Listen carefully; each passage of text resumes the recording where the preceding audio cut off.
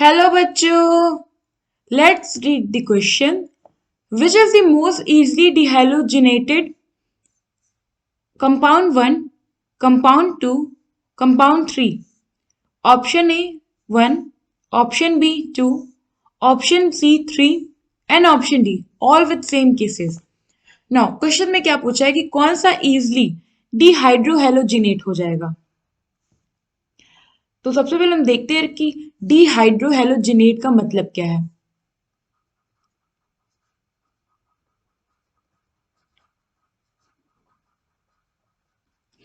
डिहाइड्रोहेलोजिनेट का मतलब है रिमूवल ऑफ HX.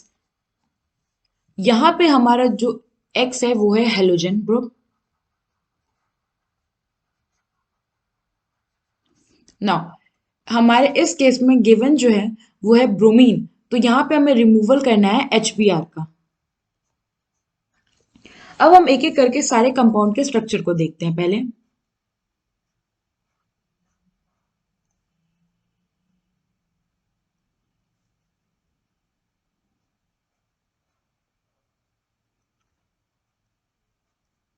ये है हमारा पहला स्ट्रक्चर, कंपाउंड फर्स्ट.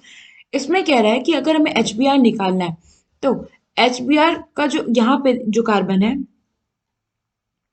ये sp3 हाइब्रिडाइज कार्बन है. यहाँ पे होगा दो हाइड्रोजन बॉन्ड. तो अगर ब्रोमीन को अपने साथ हाइड्रोजन लेके निकलना है तो ये क्या कोशिश करेगा कि जो कंपाउंड बने वो स्टेबल बने. भाई कोई भी रिएक्शन तभी ना करेगा जब वो स्टेबिलिटी की ओर जाएगा.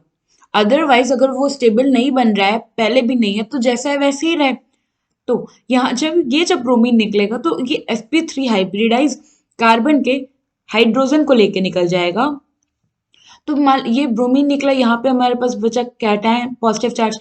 यहाँ से हाइड्रोजन निकला यहाँ पास, यहाँ हमारे पास बचा नेगेटिव चार्ज. तो पॉजिटिव नेगेटिव मिलकर अपने आपस में एक बॉन्ड बना लेंगे. हम्म. तो यहाँ से जो हमें फाइनल प्रोडक्ट मिल रहा है वो कुछ ऐसा मिल रहा है.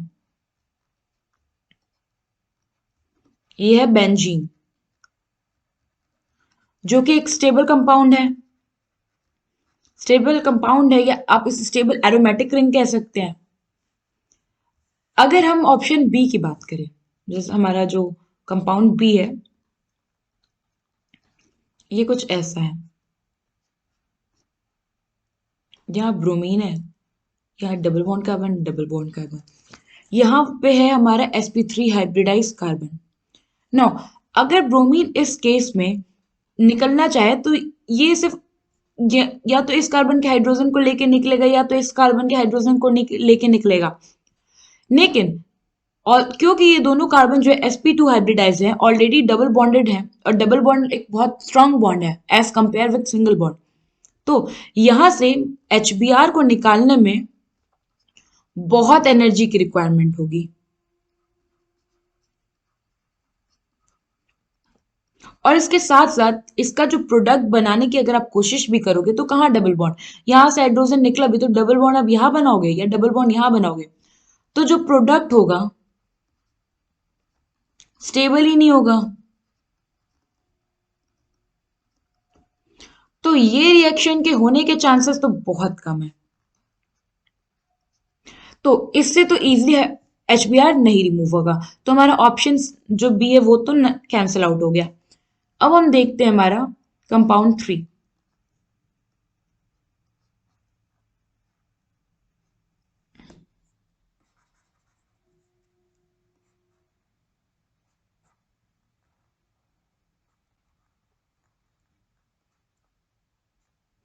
सेम यहाँ पे मान लीजिए sp2 हाइब्रिडाइज है, यहाँ पे भी सॉरी sp3 हाइब्रिडाइज है, ये भी हमारा sp3 हाइब्रिडाइज है.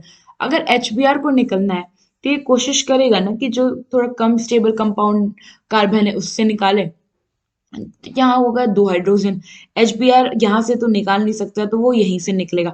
अगर वो यहाँ से हाइड्रोजन निकालेगा तो हमारा प्रोडक्ट कुछ ऐसे बनेगा.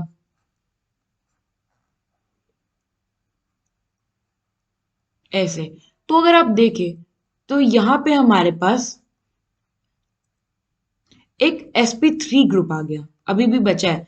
तो ये क्या हो गया हमारा non aromatic group.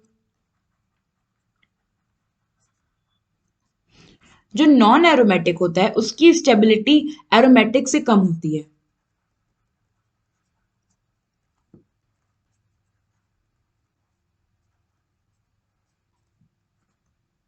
Non aromatic की उससे कम होती है।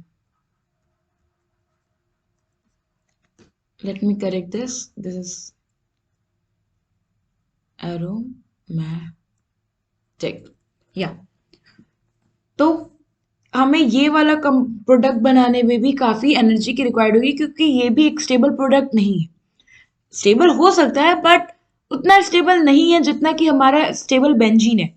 तो इसका मतलब कि ये जो हमारा कंपाउंड फर्स्ट है, ये सबसे जल्दी अपना HBr निकालेगा ताकि वो जल्दी से एक स्टेबल फॉर्म अटेन कर ले। उसके बाद हम कह सकते हैं कि हमारा थर्ड वाला कंपाउंड करेगा। बट यहाँ पे सीक्वेंस तो पूछा नहीं है, यहाँ बस पूछा है कि इनमें से कौन सा। तो जो हमारा करेक्ट आंसर बनता है ऑप्शन, वो है हमारा ऑप्शन ए, कि फर्स्ट जो कंपाउंड है वो इजिली डिहाइड्रोहेलोजिनेट करेगा। आई होप आपको ये क्वेश्चन समझ में आ गया होगा। Thank you.